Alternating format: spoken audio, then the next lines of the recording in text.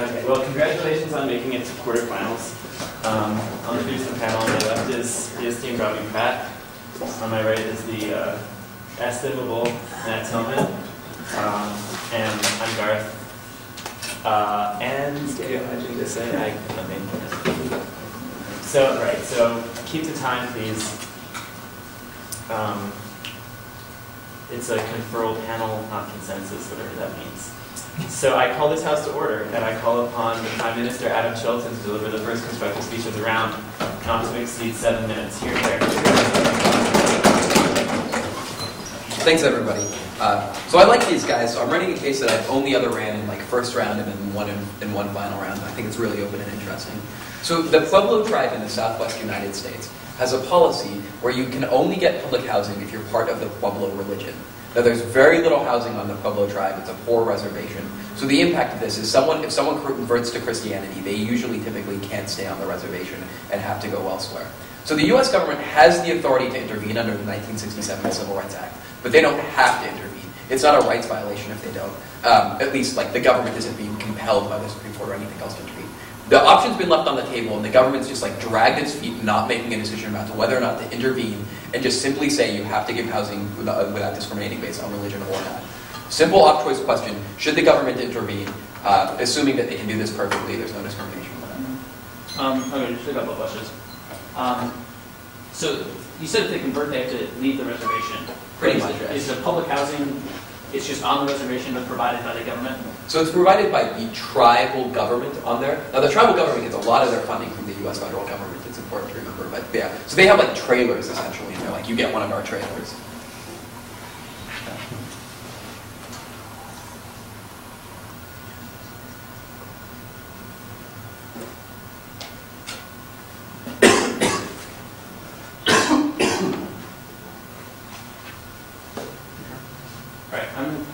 We're going to say... Intervene, no. Right. We're going to say don't intervene, that they should be able to have it on. Okay, that's cool. So we're going to say this for 3 reasons. The first thing that we'd say is it's a justifiable violation of sovereignty. So the first thing that we'd say is that we need to create a theory of sovereignty, right? So we all agree that Indian reservations should have some rights to do what they wish, but we don't think that they should have unlimited rights. So instead, the theory of sovereignty that we propose is the one that the international community uses, which is that the sovereignty that any government should be given should be proportional to the rights violations that are occurring. Which is to say, if a government starts committing genocide, the international community is fine stripping them all of their sovereignty, right? If more minor rights violations are occurring, smaller sanctions, travel restrictions, things like this are allowed.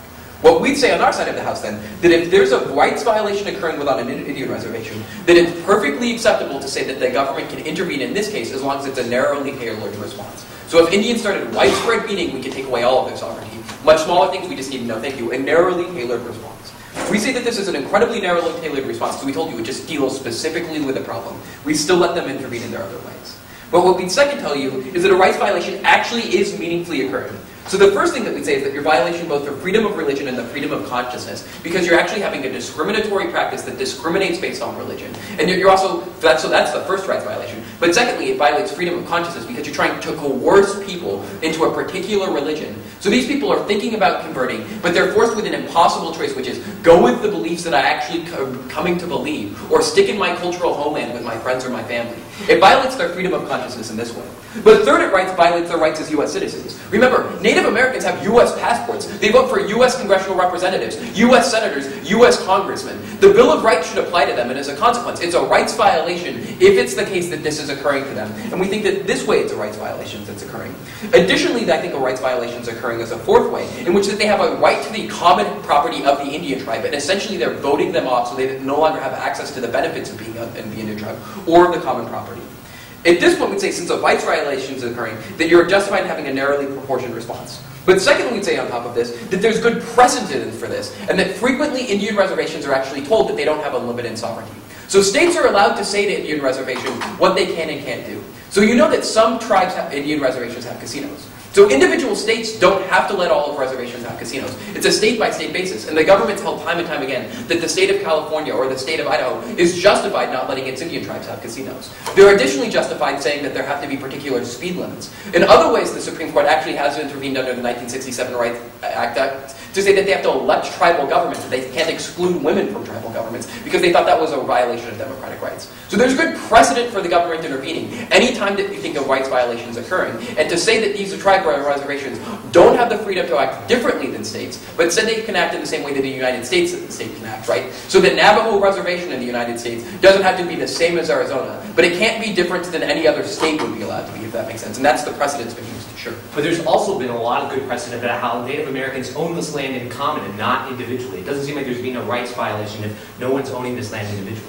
No, it's true that they own the land in common, but that doesn't mean that they have the right to vote off minority groups within that. It would be like terrible if they could say like, no women have land, no like kids have land, things like that over and over again, and voted them off the island, so to speak, because they disagreed with them. It would just allow for oppression of minority rights that's unacceptable. So the second point is that we say that we protect the entitlements of individual pueblos. That we say that there's three entitlements that they clearly deserve. The first is, actually, strangely enough, the land held in common, which is to say that all of these individual pueblos have a right to a usage of that land. And as we said setting this up, they no longer get usage of that land if they're driven off the reservation, right? Which means I lose my like 1/60th piece of the land, so to speak. Even though if I don't have it to myself, I can't use that land in common. Secondly, you get tax breaks by being on the reservation, things like no sales tax and other benefits that come along with it. And third, you get free education and healthcare that the government provides that you have to be on the tribal reservation to get access to like the clinics and things like that that the government pays for. So these are all entitlements that individual pueblos get. We think that individual pueblos are owed these entitlements for three reasons. So first off, they are all part of the history of discrimination, which means their ancestors were discriminated against. And as a consequence, we think we owe them something for that, for their legacy of the Trail of Tears. Secondly, these individuals had poor upbringings themselves. So it's not just their ancestors were fucked, but they themselves, from the day they were born until now, have been slightly disadvantaged from being stuck on an Indian reservation. And as a consequence, they deserve the protection that should be afforded them so that they can't now be kicked off into the rest of society when they don't want to go, when they're not necessarily prepared to go into the rest of society, being forced to move to Albuquerque or Phoenix. And third, we'd say under this that there's a stigma against them once they go that makes it more difficult to get them jobs. And otherwise, they're still treated crappily for being a Pueblo, even if they have a different religion once they get to the rest of society. So there's no reason they shouldn't get the benefits of being a Pueblo. Now, well, here's what we tell you here, though.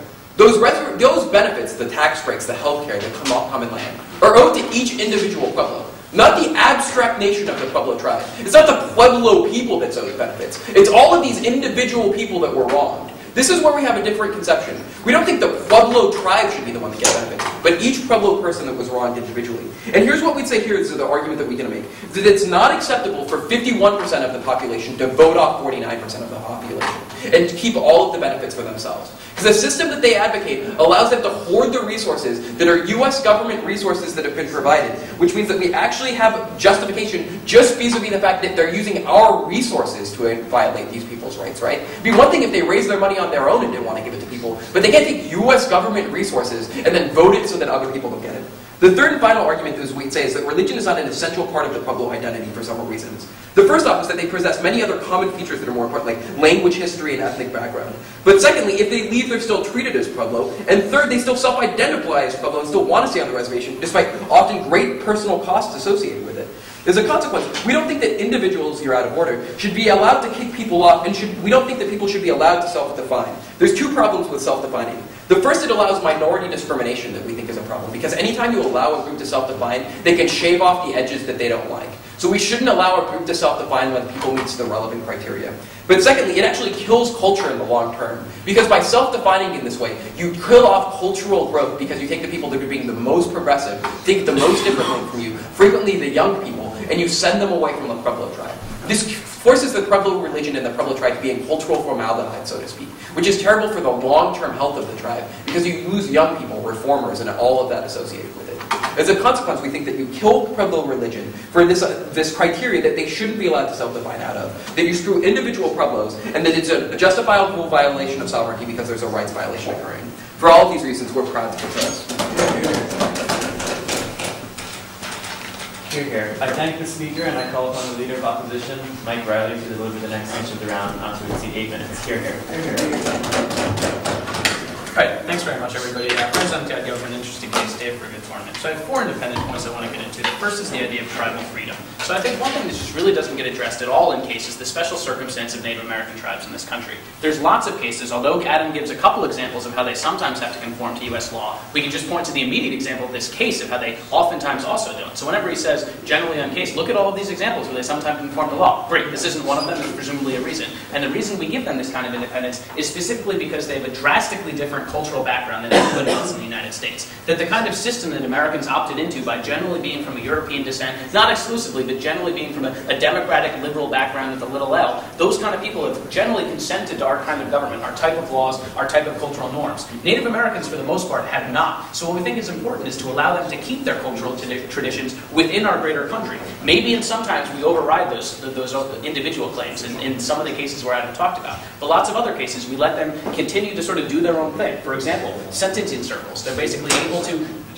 provide sort of a criminal evaluation of the people within their own tribes. No thanks. Similarly, they can often just not go to state courts and go straight to the federal courts. We give them lots of sort of different ways to behave within our national system that other states and other localities simply don't have. They didn't really address that specific circumstance. It's a hard thing to weigh in the round, but I think what's important to ask is if we allow sometimes for them to sort of evade laws in terms of rights, things like sentencing circles, right? In their cases, they're able to determine punishments, not necessarily in line with how we determine other punishments. Is this case that much worse? And I think generally it didn't show that.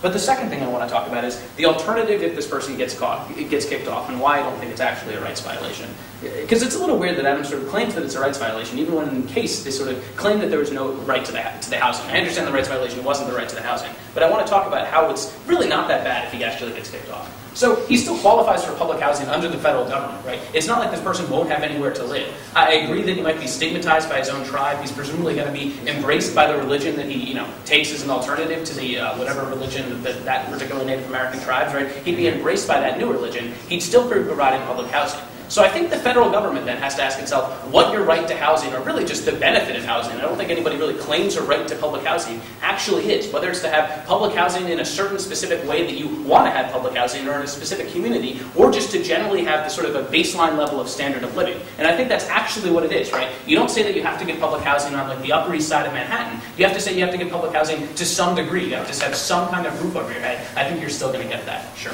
Okay, but if someone gets public housing in New York City, they still are somewhere in New York City. Don't you think that even if it's not as big a geographic difference, the cultural difference from being sent from a tribe to a major city like Phoenix or LA is huge? Yeah, what's weird about that is it seems like this person's just rejecting the culture of the tribe, so I'm not sure that's really going to be that big of a concern. I think when they say that this person's just going to be, so ostracized and stigmatized, yeah, they probably are fully aware of that when they rejected the tribes. Basically, the religion of a tribe and the culture of a tribe is very, very intertwined, right? They're basically the same kind of thing, largely because they didn't have a state developing separate from a religion. It was all one and the same. So given that, when they reject the religion, they're basically rejecting the entire culture and the entire state of that tribe. Given that, I don't think the person's going to say, oh God, I really feel offended that I have to move to a different city, because they already rejected the tribe that they came from. I don't think it's a problem. No thanks. The third thing that I want to talk about is how tribes conceive sort of tribal rights generally versus individual rights. Because I really don't think they conceive of individual rights in any way. And when you sort of apply this argument to the first one, I think this shows why even the religious claims aren't very important in this round. So tribes don't really have a conception that an individual has any claim to property. It's really a tribal claim to property, or really an individual right to religious autonomy. That's just not something that they conceive of. What that means then is they expect to a degree that everybody that's part of a tribe agrees with the tribe. If you disagree with the tribe, then you're probably not part of the tribe. I think if you look at the sort of variance of Native American tribes in the history of the U.S., many of them were very, very similar, right? But they actually were different tribes for very subtle differences across relatively similar geographic regions. The importance of that is people who had relatively similar conceptions of the war, even religiously, had slightly different conceptions and became different tribes. What that means then is that a tribe only has this sort of collective image of itself. So when it views property, it only says that our tribe has this property. I think when Adam says and tries to equate sort of the property rights to our sort of modern economic standard of an individual claim, that's just not something that enters their mind. I think the same thing occurs with religious liberties, and I think to impose those kind of rights, that envisionment of rights or envisioning of rights on these tribes is basically unfair, and it's just sort of imposing our current moral standards upon them.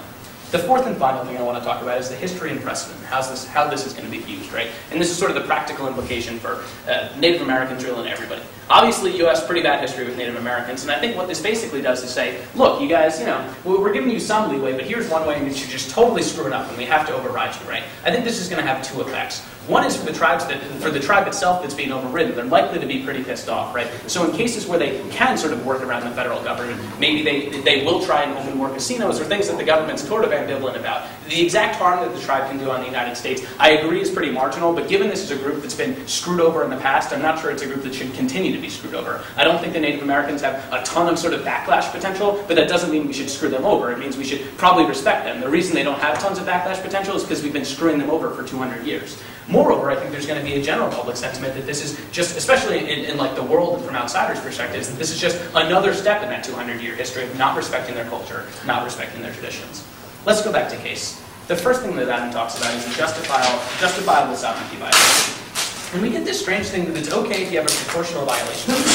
So the first thing is just this, it's sort of predicated upon the fact that it's a rights violation to begin with, right? Adam basically says that you can only violate this sovereignty if it's a rights violation. The only right that he claims being violated is this religious freedom. Other things like the property right I just don't think qualify here. But it's also just a strange standard for intervention for sovereignty, right? Because basically it means if some country has a really small problem, it's okay to intervene in a small way, which basically means you can always intervene and violate somebody's sovereignty all the time, right? Every country has some sort of minimal problem that we think would be violating somebody's rights. I think it's fair to say that every country in the world has this. But I wouldn't say, therefore, that you actually have a right to violate their sovereignty. I think a much more intelligent standard is you have to reach some sort of saturation point of rights violations before you can actually violate their sovereignty. I think that's far more intelligent, right? They have to actually meet some sort of threshold. Sorry, I'm running out of time. Before you can really get there. I think that's a better way to actually violate people's sovereignty. Then we get this argument about freedom of religion and sort of a whole bunch of things under it. The first thing I think is that we oftentimes regulate religion in order to have access to a location, right? Like, temples can kick people off for sort of not wearing yarmulkes, right? They have the right to do that. I don't think it's necessarily the same, but I think it's pretty close. You have a right to sort of regulate sort of the way people practice their religion within a given property. I think this is a similar case. Moreover, the United States has things like faith-based initiatives, where they clearly say people can choose their religion and sort of dictate how education in that case is going to be run on a religious ground. It seems like if you do it for education, doing it for housing isn't a huge stretch. Then we get this issue about the common property claim. And I think this is just a different way than Native Americans actually conceive of it that way. I don't think they've decided it this way in the past, and I really think this is just imposing our sort of property rights construct on them. We get this next argument that some of them can't exclude women. I again think, even though we get this example, that's not really an argument. It's just saying maybe this could fit into some sort of construct, and maybe when we do this, half of the cases would allow their precedent, and half of the cases would allow ours, not an actual argument.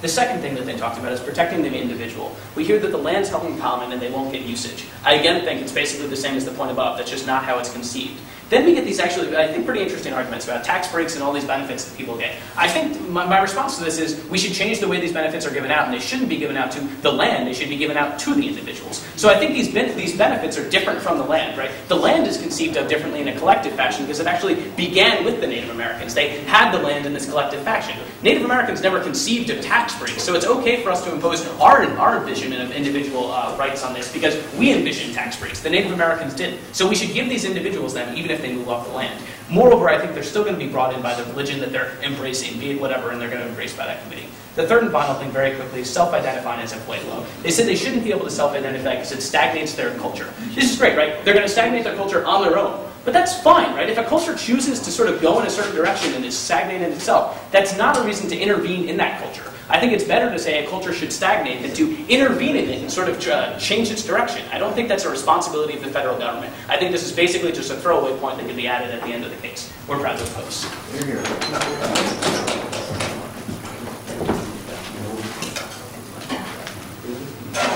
Here. I thank the speaker and I call upon the member of government, Grant May, to deliver the next speech of the round, not to exceed 8 minutes. Here.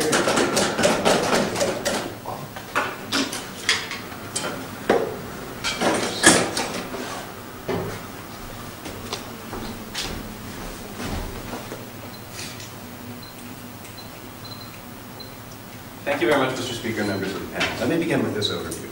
The argument that Adam gives you in PMC is that these people are historically discriminated against, and it's each individual Pueblo who carries on this discrimination, right? Each of them have been equally affected by these problems. At that point, you have a debt to each individual Pueblo to facilitate their participation in their Pueblo society and to give them a leg up. That's why we give them these benefits. The analysis that he totally drops is the idea that we have an obligation to each individual, and it would be totally wrong to just pick and choose who you want to help and who you don't want to help. This is a huge drop throughout this case. I think it will win us the round. That said, going back on, going to his independent points, the first argument we get is about tribal freedom.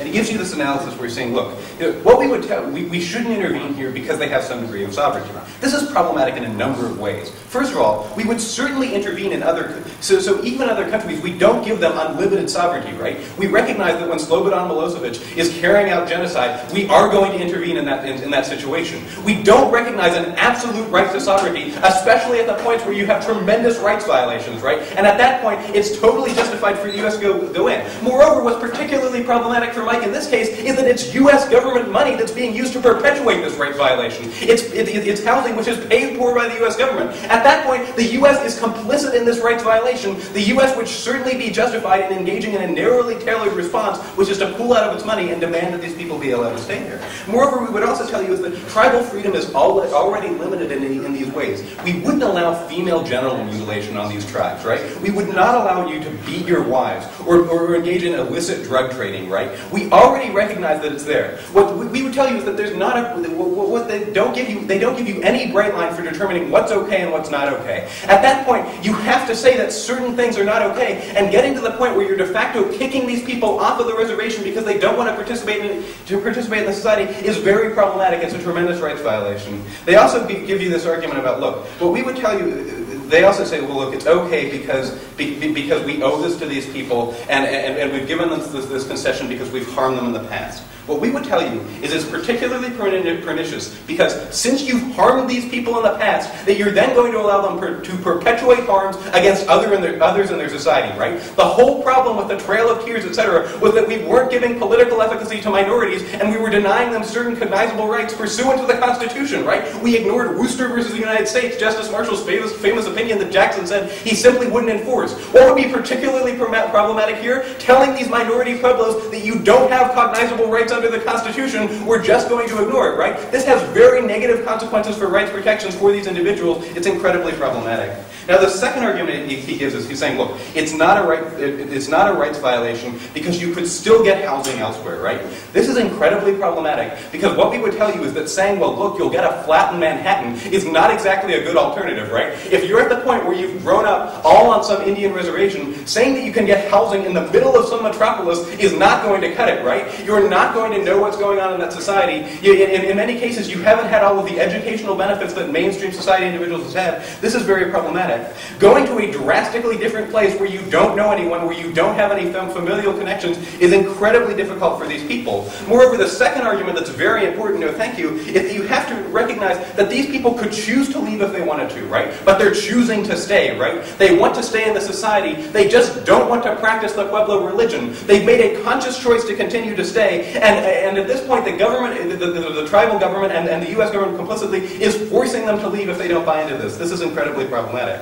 What we would also tell you is that you can't control your community if you're not part of the society. At this point, you're away from all you know. This is a particularly pernicious situation for a discrete and insular minority, which is who these Pueblos are. The third argument we get about is about how tribes don't recognize individual rights. And what we would tell you is that the government still protects them from rights violations, right? Like, you can't discriminate against women. You can't deny them the franchise. Adam gives you all of these arguments about how the Supreme Court has already recognized that they have certain rights. We don't hear any response to this, right? We give you good arguments about precedent. Mike doesn't engage them at all. We've also told you that this is really strong cultural relativism here, and here's what's problematic, right? All Mike is giving you is engaging in a category error. He's saying that this is how these tribes are. That has nothing to do with this debate, which is about how these tribal governments ought to be, right? He's making merely a descriptive claim, which has nothing to do with the analytical reasons we've given him. Lastly, we give this fourth argument about history and precedent, and he says we have a bad history. The fact that before we have infringed on minority rights certainly doesn't justify continuing to do so, right? It certainly doesn't give the federal government a license to perpetuate harm. Moreover, we would also tell you is we owe them something because we've wronged them in the past, and we have to recognize that we have a debt to each individual Pueblo. It would be totally unjustified for 51% of the Pueblos to vote 49% of them off of the society. At that point, they could just keep constricting the benefits to a smaller and smaller group. That's certainly unjustified. Why is the debt to the individual and not the tribe when most of these people weren't even alive when the injustice occurred? Well, nobody was alive when the Trail of Tears occurred, right? But we still recognize intergenerational debt, and we still recognize that if this group has been historically wrong, we don't have a right to pick and choose which people we're going to help and which people we're not going to help, right? We recognize that all of these people are members of the class, all of these people have a debt that we owe to their society, and we have to facilitate their continued participation in it. Going back on case, what we've told you is that this is a justified violation of sovereignty, and we give you arguments about how this is narrowly tailored, and we're making it proportional. The only response he gives you is how it's not a violation. We've made 3 claims about how this is a violation which Mike doesn't bother to engage in at all, right? What we've told you is that you have a right to non-discrimination. You can't pick and choose. Moreover, we've also told you that these people are U.S. citizens and they enjoy all of the rights protections pursuant to the U.S. Constitution, right? The Bill of Rights still applies to these people, as the Supreme Court has consistently held. Adam gives you this example from 1960s. They don't engage it. Moreover, we also give you this argument, and this is cold draft, right, about a freedom of consciousness, right? The government can't force you can't coerce you into decision-making processes. The government can't coerce you into adopting a religion. What they tell you is that, look, it's not a violation. It's certainly a violation if your only choice is either to stay on the reservation and continue to enjoy all of the benefits there, all of the societal benefits there, or you de facto have to leave, right? This is incredibly problematic. They don't give you a good response. We give you this argument of precedent. They don't engage that either. Drop down to our second point, where we're talking about you have to protect the entitlements of individuals.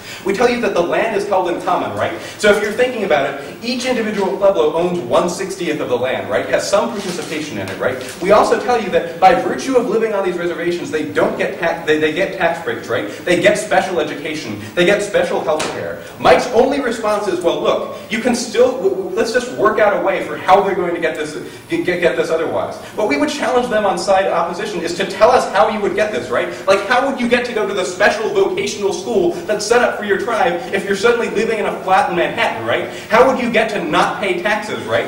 Moreover, we would also tell you is, how would you get all of this free schooling? How would you get to go to the special health clinic, which might be specially tailored to deal with Native American issues, right? If you're living hundreds of miles away, you're certainly not going to have these protections. They're certainly going to be disparate. You won't be entitled to all of this. Moreover, what we would also tell you is you have some certain right to live in the land where you grew up, right? Just saying that we'll give you a substitute isn't particularly good, especially at the point where we recognize a tremendous disparity between living in a metropolis and living on an Indian reservation, which you have a historical connection to. We also give you this idea about how they're historically discriminated, and we also give you a big drop, which is, right, that these people are stigmatized, right? Wherever they go, they're still identified as Pueblo, right? That's still their reference group, right? What's the problem with this?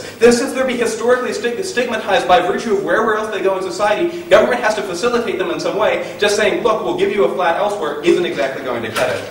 Drop down to their other arguments where we told you, like, look, the 51% could not vote 49% off, right? And we're using government resources, right? You cannot have the U.S. government being complicit in this rights violation. They don't give you any response to this. This is a huge drop on their side of the house. We've also told you as our third argument that religion is not essential, right? And one of the worst things that can possibly happen to the society is when you get to the point where the society is allowing itself to self-define, right? And Adam gives you all of this analysis of how you don't want to be cutting people off at the edges, right? Because at that point you have the most hardline members of that society deciding how they want to define themselves. What's the problem with this? All of the young people, all of the progressive people are forced to leave, right? They're de facto excluded from the society. At that point you effectively put the society in cultural formaldehyde and wait for it to rot. You wait for it to decay. It doesn't grow in any way. You lose all of the young people. The society effectively extinguishes itself. What's the problem with this? If the whole purpose of Indian reservations are to preserve society, it seems particularly problematic for the U.S. government to be facilitating active disintegration of the society, right? What we would tell you is that these people have a right to stay there. If you're suddenly allowing these societies to kick off anybody who has disparate ideas, anybody who has more progressive values about how the society ought to exist, then you're effectively destroying that society. This is incredibly problematic. It goes against everything Indian reservations are supposed to stand for. Their case has fundamental problems. They don't engage many of our arguments with respect to this rights violation. We're very proud to propose. Hear, hear. I thank the speaker and call upon the member of opposition to deliver the next speech of the round. Hear, hear. Mr. Speaker, for calling me up here today. Now, before the round, Reilly told me it's going to be a contest between me and Grant as to who gets the floor in this round.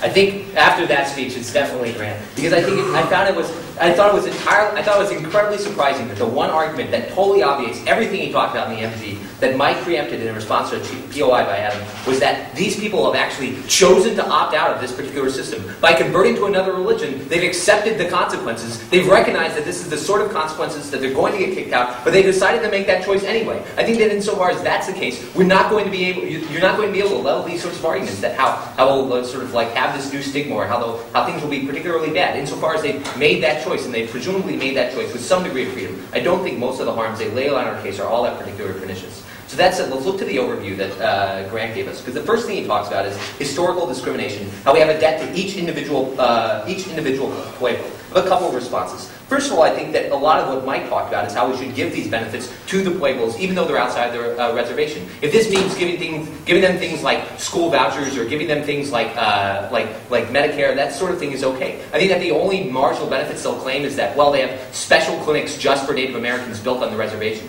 I think we're totally okay with subsidizing these people who leave the reservation with other sorts of things. Recognize that in the status quo, you only have to be a Native American to qualify for the law of the affirmative action benefits that sort of ethnicity entitles you to. I don't think that you have to live on the reservation. I think if they can caveat out that there's going to be no discrimination when they enact this policy, we should be able to caveat out that the U.S. will ensure benefits in a pretty good way. Secondly, on top of this, I want to point out that I don't think that these particular individuals were the ones harmed. They talk about how we have an obligation to each individual, but it was really the particular race or the particular ethnicity that was the one harm. And a pertinent example here is how we don't do individual sort of like reparations for slavery for each individual black citizen in the United States. Instead, we do affirmative action for the race as a whole. I think this situation is analogous. So let's look to Mike's first independent point, where he talks about tribal freedom, how we often allow them to non-conformity with respect to American laws. They talk about how it's important for us to intervene in other ways. He gives you the example of like Slobodan Milosevic and how we should intervene when the genocide is being occurred.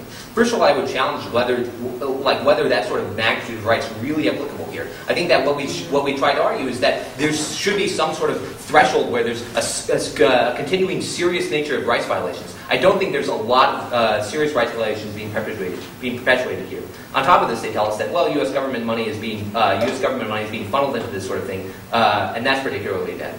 I think, first of all, recognize that the reason the U.S. money is being funneled, sponsoring these sorts of reservations is precisely because of this sort of past injustice, and we think that legitimates it. But on top of that, we think that this particular policy would destroy the exclusive nature of religion. One of the important aspects of religion is that it offers a sort of exclusive entrance into a specific community, and by destroying their ability to exclude non-members of the religion from the sort of culture that they've opted out of, we think that's particularly pernicious. On top of this, though, we recognize that the U.S. government supports all sorts of things like faith-based initiatives, school vouchers for religious schools, textbooks for religious schools. All these are examples where the U.S. government actually directly contributes to the success of a particular religion. No, thank you. On top of this, though, we say that states also have lots of police powers to enforce morals laws prohibiting the distribution of pornography or the consumption of alcohol. There are other examples of this. The point is that these things certainly are coercive with respect to a certain lifestyle, but states have the prerogative to do these sorts of things. I think the analogy is pertinent here, that Native Americans should have the prerogative to sort of enforce their own unique view of what's particularly moral, what's an appropriate lifestyle. The next point we get from Mike is the idea of how this isn't a rights violation, because they will still qualify for public housing elsewhere, because they'll be presumably embraced by their new religion. In response to this, we get the argument that, well, certain things are particularly bad, and this doesn't advocate for a strict, bright-line standard. Right. Recognize that we're an op, guys, so I don't think we have to have such a strong burden of proof. But on top of this, though, I think we do provide you with the standard when we're saying that's a serious accumulation of rights violations, not minor rights violations like in this case. Next, we get the argument that it's not going to be a whole lot of fun if they have to move to some sort of metropolis far away from where they live. I think that a lot of this is obviated by the argument I talked about earlier, insofar as they're actually choosing to opt out of this sort of society, then they presumably were willing to accept the consequences. They also talk about how these people won't be able to control their community, and that won't be able to control their community, and that's particularly bad. I think their plan fundamentally obviates the community's ability to control who stays in the community and who leaves. I think that's an important right of the community. Sure. So all that you've done in this number 3 speech is keep saying that they chose to opt out. Doesn't it seem a little fucked up to say to someone, if you start believing in God, it means you're opting out being around your family and friends, even though that you're saying, I don't want to leave them? Listen, Listen, first of all, I don't think that these people are, I think that these people are willing to make that sort of sacrifice, and that should be acceptable. But I also just don't think that these sorts of people are, going to be pushed so far away from the reservation. I think that most likely we can provide them with public housing relatively close to the reservation. I don't think we have to ship them from like wherever they are in New Mexico to Arizona. I don't think that's going to be as pernicious as you're talking about. The next point we get from Mike is the idea of sort of tribal versus individual rights. And we talk in response here from Grant, we get this sort of there's a lack of political efficacy here because we're not respecting minority rights. I think fundamentally what's not respecting minority rights is not respecting minority communities' abilities to choose where they want to live and who they want to be members of their community. I think ultimately we're destroying the tribal conception of rights by replacing it with an American conception of individual rights that isn't appropriate and isn't applicable, that fundamentally cuts across the grain of the Native Americans' conception of rights. They ultimately have a collective, communal nature of rights and crimes. I think this is the sort of thing we should respect above an American notion of individual rights. The next one we get under here is the notion of how this is sort of a category error because we're just saying what American culture, Native American cultures are, not what they should be. Right? Recognize that the whole point of having reservations is to promulgate some sort of cultural relativism by saying that these sorts of cultures should be allowed a degree of freedom in deciding what's right. I think that's not a category error. I think instead we're saying is that these sorts of people should be allowed to decide what's what's okay for their sort of lifestyle. The next one we get from Mike is that it's about history of precedent. Now, the U.S. has a particularly bad history. All we get from Grant is that, well, the U.S. also has a bad history of not respecting minority wishes. Right. This is exactly what they're proposing. They're proposing that the U.S. should, again, not respect minority wishes. What Mike tells you under here is that this is going to anger the tribe. It's also going to decrease the general public sentiment around the United States government because it's intervening, once again, furthering its precedence of involving itself in minority affairs when it really shouldn't be. So let's turn case study. Mike, in response to their first point, gives you the arguments about how the entirety of their first point is predicated on a rights violation, which I don't think that they've proven. Also under here, he talks about how this the sort of standard they propose would always justify some sort of intervention. I think their bright line is actually not a bright line at all because it says that if there's even a smallest rights violation, then there's some justifiable abrogation of sovereignty. I think their bright line proposes way too much. I think alternative is much better. The next one we get under here is how we allow religions to regulate access all the time. In response to this, they say that we haven't. In response to this, we get the notion of how we need to respect people's freedom of conscience, freedom to make religious decisions. Recognize that laws that prohibit certain religious-based conduct are allowed under the status quo virtually all the time. Laws that prohibit prostitution cults or drug cults are permissible under their status quo. So we prohibit and restrict freedom of conscience in this way all the time. On top of this, though, recognize that the United States government subsidizes things like faith-based initiatives, like religious education, that clearly benefits certain religions, so taking therefore a non-neutral stance as this religious aspect. The next one we get is the notion of how sort of people have sort of rights to property, and that this entails that every Pueblo has 1/60th of the land of the reservation. Again, I think this shows a fundamental misunderstanding of the nature of Native American property rights, insofar as they don't actually conceive of themselves as owning 1/60th of the reservation, but rather the tribe owning the entirety of the reservation, and each member of the tribe having ownership only through the tribe. I don't think that this American notion of property rights is particularly applicable. Next under here we get but also on top of this, we get the notion again that we're not going to be able to sort of effectively counter these. We're not going to be able to effectively deal with these people because they're being shipped very far away. Listen, insofar as they sort of choose to do this, and insofar as I think we can do this in a relatively fair and equitable way, I don't think it's going to be that big of a problem. They reiterate their points again about how this is going to create a particularly big stigma, but recognize that they're going to have now a new group, whatever group they sort of chose to join instead of the Native American tribe, groups like the sort of Christian fundamentalists that they decided to join, that probably won't be stigmatizing them because they have joined them. Finally, with the argument on here that sort of it's particularly bad to allow these people to self-identify because religion is not essential, right? I think that we get the argument on here that this is going to lead to the stagnation of religion because only sort of the elders or the hardlines we're going to have a say in shaping society. I think this is pretty silly, right? I think generally in Native American cultures, pretty much everyone gets a say. That's why they have things like sentencing circles instead of trials with small elected officials. Sentencing circles in which the entire council of elders or which the entire tribe decides how punishments are decided. On top of this, recognize that they've chosen this mechanism, and I think it's fundamentally arrogant of the United States to say that this sort of mechanism is an appropriate way for these cultures to define how to actualize themselves. For all these reasons, we oppose.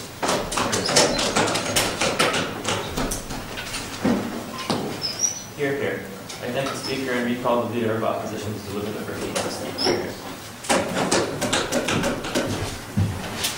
All right, thanks very much, everybody. I have 3 points of crystallization I want to get into. The first is the rights claim, because I think really the only way they can win this round is not just to show sort of whether it's good or bad, but whether there's actually a rights claim that overruns the sovereignty. So there's 2 issues of rights claims. I think a lot of the rights that Adam comes up with in PMC, Grant's totally right. I pretty much kind of dropped, because a lot of the rights just don't really exist, right? There's 2 main rights, the rights of consciousness and things like that. The main rights in this are the claim to the right of housing and the claim to the right of freedom of religion. So housing. I think they don't really try and claim that this is a right to begin with, but we still show that they're going to get it anyway, so I really don't think that's much of a problem. They don't really try to argue that this person has a right to the housing on the tribal lands to begin with, other than if it's a sort of violation of their right to religion. So I think it boils down to that. So basically, we have to weigh this against, one, you give a fair bit of leeway to tribes to begin with, right? They don't really actually respond to this. All Grant says is, remember all of those examples that Adam gave on case that Mike dropped? Yeah, you're right, I did. But again, what I did preempt is say, all of these examples doesn't prove that this case is the correct one, right? If we have all of these examples where we take away leeway, but in this case we let them keep leeway, it seems like in that case that we've made this kind of determination, that in some cases you give them leeway, and in some cases we don't. Because there's some examples on your side of the house, doesn't mean we never give them leeway. It in fact shows that it's a case-by-case determination, and we've determined that this kind of freedom in determining who should live on your lands is actually important enough. But moreover, we tell you that lots of regulations are allowed anyway. I tell you that sort of religious grounds are regulated in terms of wearing a yarmulke in a temple. Or just like living on a convent, right? It's an interesting example. If you decide that you're no longer going to be Catholic and you convert to Judaism, it seems reasonable for that convent to kick you off. That kind of regulation seems pretty reasonable to us. Regulating religious grounds, which basically these tribal lands are, is generally acceptable in the status quo. Seems like it should be. I really think the convent is pretty good. So the second thing is the conception of individual and tribe. And there's four ways in which this plays into the round. Land, the abuse, the culture, and the benefits. So I'm going to go through those. First is land. They never really argued, Grant never really argued in the speech, that land is actually conceived of as being held by a group, not being held as an individual. What's important here is you again apply this to sort of the housing claim, or the right that they have any right to this land to begin with, because I don't think they necessarily do. The only response that we get from Grant is further on about how all of these abuses were to the individuals, and something about the Trail of Tears, and don't we owe it to all of these individuals. The problem with this is we don't treat Trail of Tear victims any different than other Native Americans, right? What that means is we use the group as a proxy. We don't actually give individuals any great benefits. What's important here is that, one, the harm actually probably occurred to the group, right? If society uses that group as a proxy, well, it's likely that the harm actually occurred to the group. Moreover, we tell you that most of these people weren't even actually alive, so it's hard to imagine that this harm actually occurred to the individuals. So each time Adam's going to say, but the individual has all of these rights. One, the tribe doesn't actually conceive of those individuals' rights, and two is, time and again, we seem to sort of give precedent to the fact that these tribes' abuses and sort of benefits should go to the group, not the individual. So next is the culture of religion, and I think this is important. Because what I say in my LOC, and again gets dropped, if Grant's going to call me out on all these drops, I'll do the same, is the idea that the culture of the tribe and the religion is basically one and the same, right? That a tribe is brought up with this sort of religion and state all tied together, and when somebody rejects the religion of the tribe, I really do think they're just rejecting the tribe. The only sort of half response that we get to this is, well, he wanted to live there anyway. Right, I still think he's rejecting the tribe. He might just like have friends there, right? I think when they reject the religion of the tribe, they're really rejecting the culture of the tribe. So when they say that it's so terrible that this person's being stigmatized from their tribe, all of those kind of harms, I don't think that's a problem. This person has chosen to reject that lifestyle. The fourth thing related to the individual and the tribe relationship is the benefits. And I think this is really important. Because it seems like the only benefit we can't get in this round is the idea of sort of having housing on the tribe. But we get that pretty much by just going somewhere else, right? You can get public housing in some other city or in some other town in New Mexico. All of the other benefits, I think it's totally reasonable for Dave and I to say these people can get. Grant sort of says, well, how can you do that perfectly? I think Dave's response is, if they can caveat in perfect things, we can caveat in perfect things. It's absolutely fine. But moreover, it's just not clear why this is so difficult to do. Dave says you can get vocational training somewhere else. You can still get tax breaks, right? They send a check to a different address. It's not that difficult. These things aren't that hard to do. They can still get all of the benefits that actually are individual benefits. I drew a distinction in my LOC between land and the other benefits, right? Because land was something that the Native Americans had a conception of before, where tax breaks wasn't. So I think it's okay to follow the Native Americans' conception of land when trying to give them benefits there, but it's okay to follow sort of the US government's conception of tax breaks and sort of economic rights when doing those new things the Native Americans didn't have a conception of. Third and final point is that of minority respect. So basically, pretty clear, heavily screwed over group. What this means is that we give them a lot of religious autonomy. I totally agree there's some cases where they don't, and there's some cases where we do. I think what this basically concedes is there's lots of cases where we allow those rights not to be as important. So basically, in a way, in this round, you have to sort of marginalize the rights to begin with. They're not as important as US citizens, because in lots of cases, we just don't value them to the same degree. The reason we do that, however, is not because we don't value the individuals. It's because we value the sovereignty and autonomy of these people. I think what I said in my LOC really didn't get responded to about how and when you violate sovereignty, right? Because what I said is that's a terrible standard, because you can just violate sovereignty anywhere, because every nation has some sort of violation of sovereignty. What you need is some sort of reasonable threshold of a higher violation that I don't think has been met here. But moreover, I think Grant really ends the round for us when he says the point of these reservations is to protect the culture of Native Americans, right? He tries to argue this in that last point about how you need to therefore end the stagnancy of the Native American culture. But if the point of these reservations is to protect the Native American culture, isn't that exactly what we're doing? We're letting the Native American culture exist without us interfering in it, without an American's conception of here's what Native American culture should be, and then protecting that on the reservations. I think there's a big argument here to be made about cultural relativism. I think we've made it pretty good here, that this group has been historically sort of screwed over in the past, and this would just be one more step in doing it. We're overriding their culture, not really for much of a right claim, and this isn't a group that traditionally gets respected for those rights to begin with. We're proud to oppose.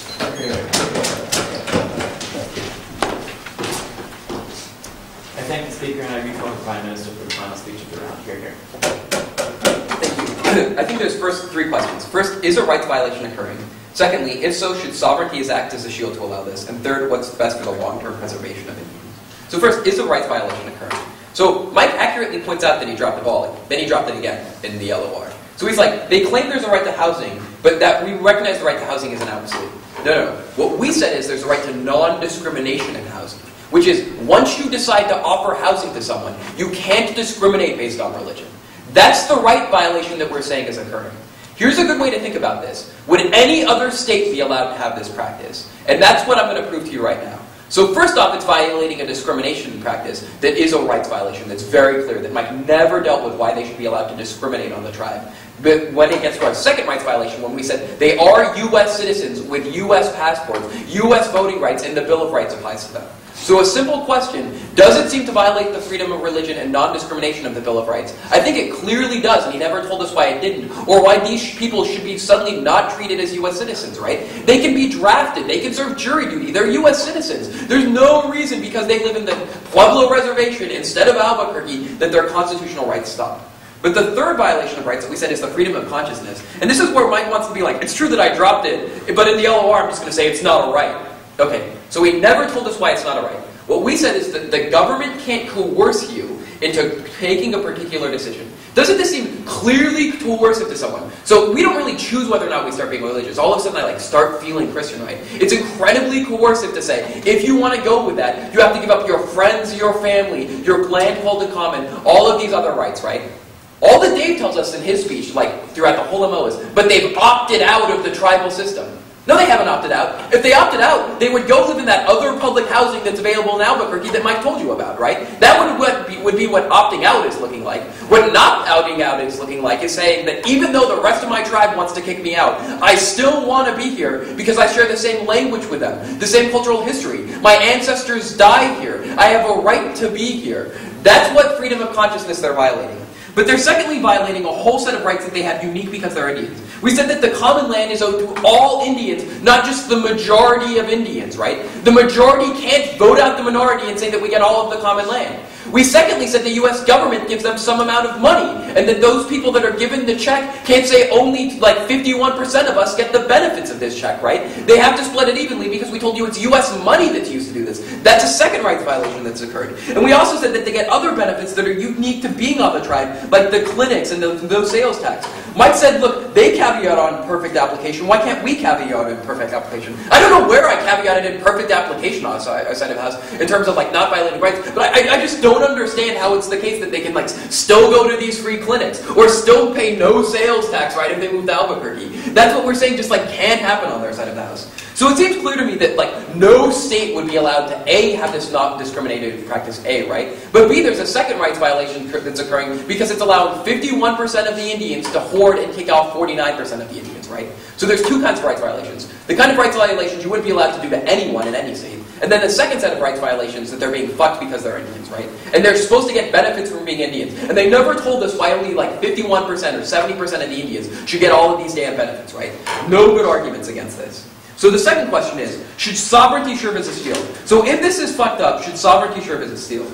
They said that, first off, there's this threshold argument that you make, that you can't go in when there's a small rights violation, that you have to wait until it builds up. Grant made a good response here. He said, why do we have to allow minor rights violations to occur if we can have a narrowly tailored response? It would be fine if they said that our response isn't narrowly tailored and it would like destroy the system of sovereignty, right? But we tell you, like, we can go in and really narrowly target this rights violation.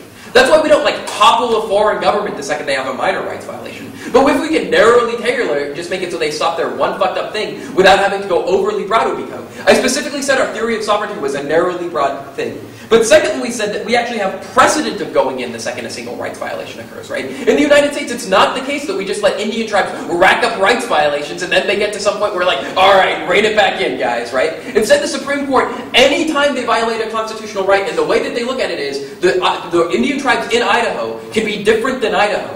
But they can't be, though, is different than any other state would be allowed to be, right? That's the theory of sovereignty that isn't allowed, and we allow the minorly tailored solutions. So that's why the sovereignty should be protected. Additionally, they give you no bright line. On their side of the house, their theory of sovereignty would literally let tribes do whatever we wanted because we've wronged them in the past. Additionally, said the justification for tribal sovereignty is based on wronging them as a minority group, right? We fucked them when they were a minority, therefore now they can self-govern. But that right can't confer them the additional right to fuck minorities, right? Which is exactly what they're doing. So now the majority of the Indians are screwing the minority of Indians.